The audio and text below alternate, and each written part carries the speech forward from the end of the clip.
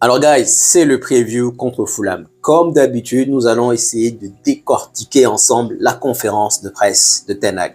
Selon plusieurs sources, aucune décision ne sera prise à son égard avant l'arrivée de Ratcliffe. En effet, plusieurs médias affirment que Ratcliffe est bel et bien le nouveau copropriétaire de Manchester United et que c'est bien lui qui va s'occuper de l'aspect sportif. Donc je répète encore une fois, aucune décision ne sera prise avant l'arrivée de Ratcliffe. On parle d'une attente d'environ 6 à 8 semaines, probablement l'année prochaine.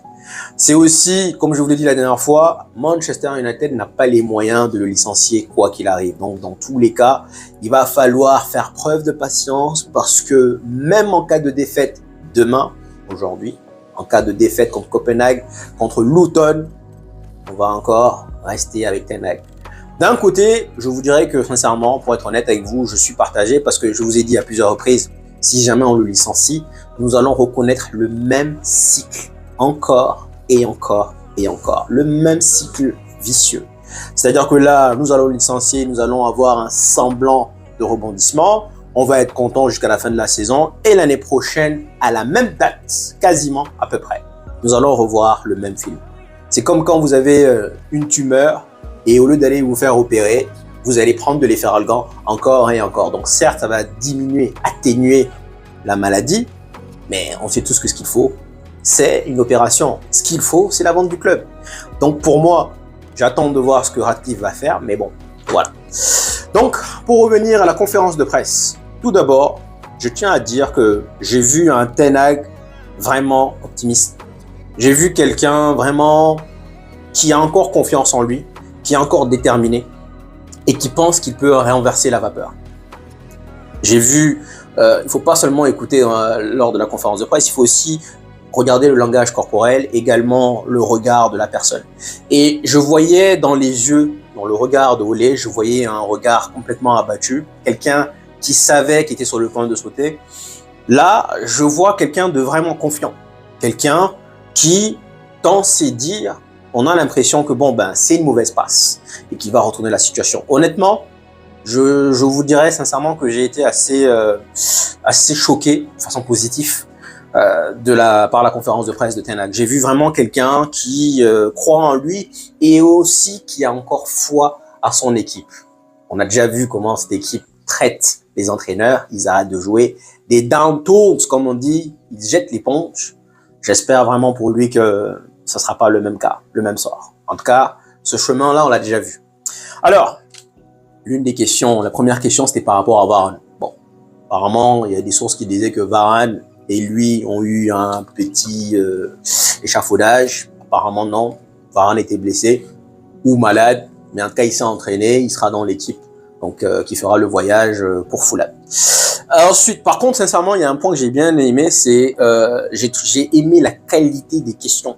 Les questions des journalistes, c'est l'une des rares fois, quand même, il faut le mentionner et le souligner, c'est l'une des rares fois que les questions étaient aussi pertinentes. Donc, Varane, apparemment, voilà, je l'ai dit. Il y a une question qui disait, vous êtes un battant, vous l'avez dit la dernière fois. Vous êtes un battant, vous êtes un guerrier et vous n'allez pas abandonner. Est-ce que c'est le même cas pour votre équipe? La réponse de Ten Hag a été simple, elle a dit, écoutez, si vous regardez l'atmosphère du match contre Brentford, si vraiment cette équipe n'était pas battant, on n'allait pas avoir cette atmosphère-là. Bon, c'est vrai que c'est quelque chose que j'avais souligné à l'époque. Je me suis dit, vu comment ils ont célébré, et même après l'arrêt d'Onana en Champions League, j'ai vu quand même une équipe réunie, cohésion. Donc j'ai vu une bonne cohésion, j'ai vu des gens être contents de la victoire. Donc je sais pas s'ils le font exprès, franchement. Après de toute façon ils vont pas le faire de façon visible, hein.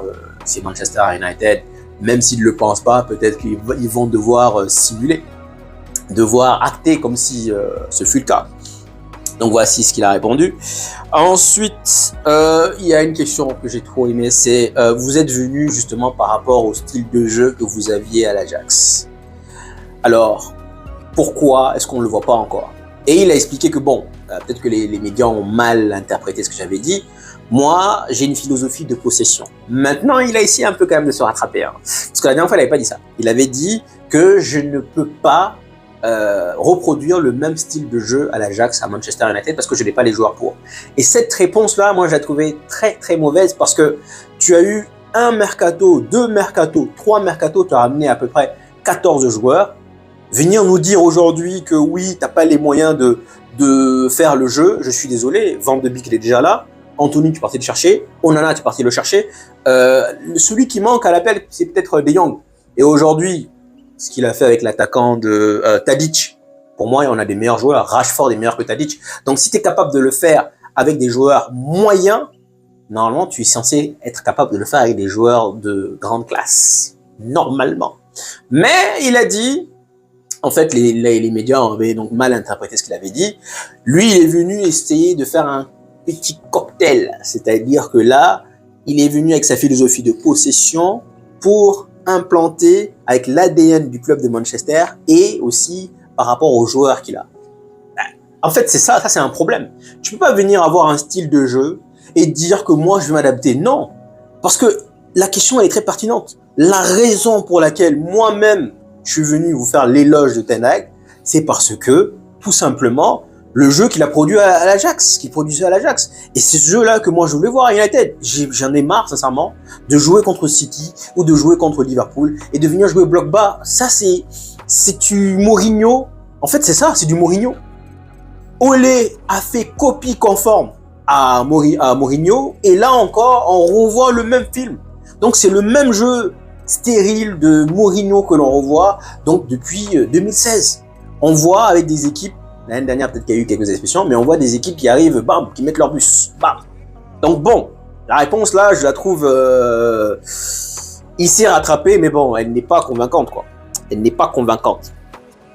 Ensuite, par contre, la question qui suit, elle était masterclass. C'est, vous dites que vous allez arriver avec votre philosophie, mais on ne voit rien. Magnifique. Ça, ce sont le genre de questions que, honnêtement, j'aurais aimé poser. Et je dis masterclass à cette question. Elle est trop belle. Parce qu'il dit, bah, écoutez, on voit rien. Et c'est là, il dit, bah, on presse, on souhaite presser, on veut avoir un jeu direct, on veut avoir un jeu en transition, on veut donc construire le jeu de derrière. Et c'est pas moi qui dis à...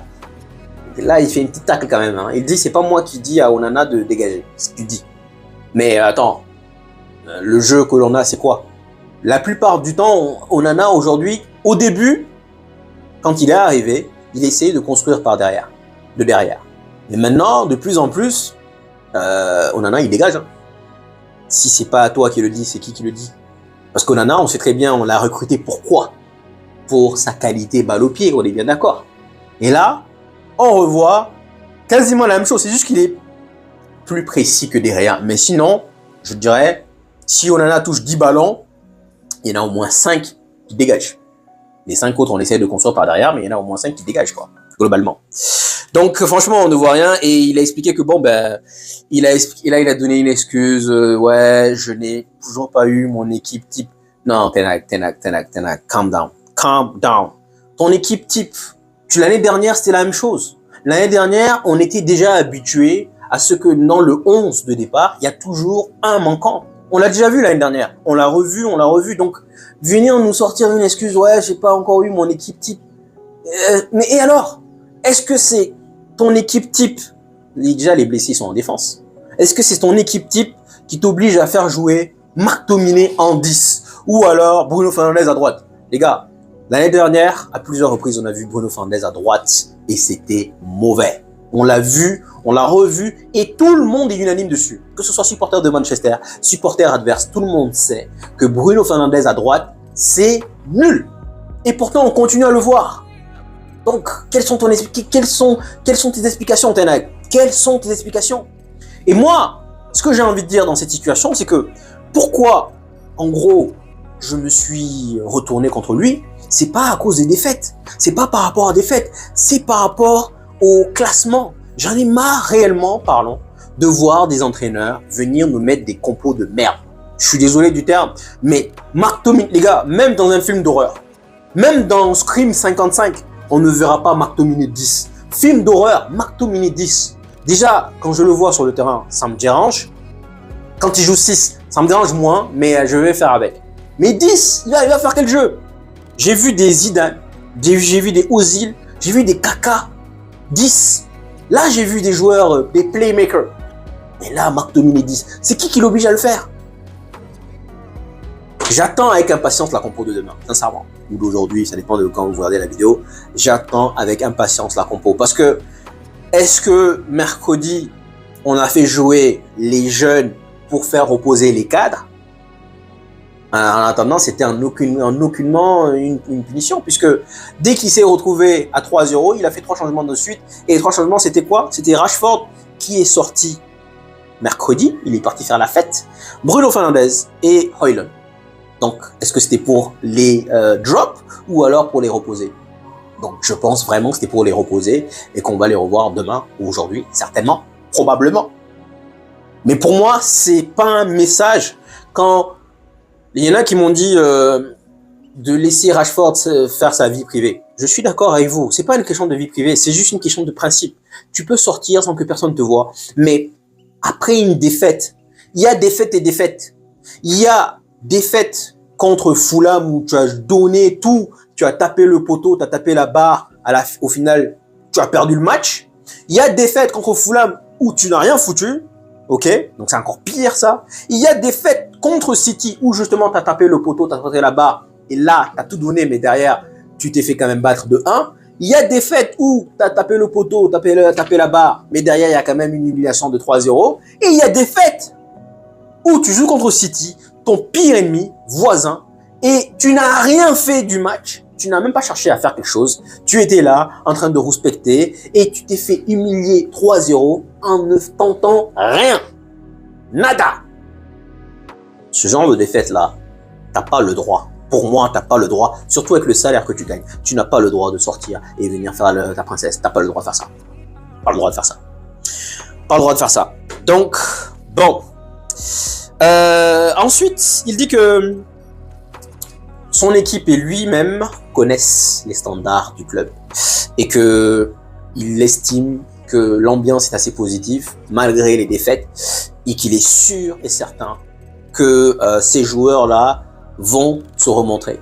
Il avait dit, il l'a répété, que nous étions une équipe difficile à battre et que là, il est sûr et certain. Bon là, c'est aussi, je trouve que là, c'est un coup de chapeau parce que là, c'est aussi un moyen médiatique de dévier la balle et de mettre un peu la pression sur les joueurs pour leur faire comprendre, guys, on a besoin de vous, il faut que vous vous réveillez. C'est inadmissible de venir perdre 3-0, 2 matchs d'affilée. 2 matchs d'affilée.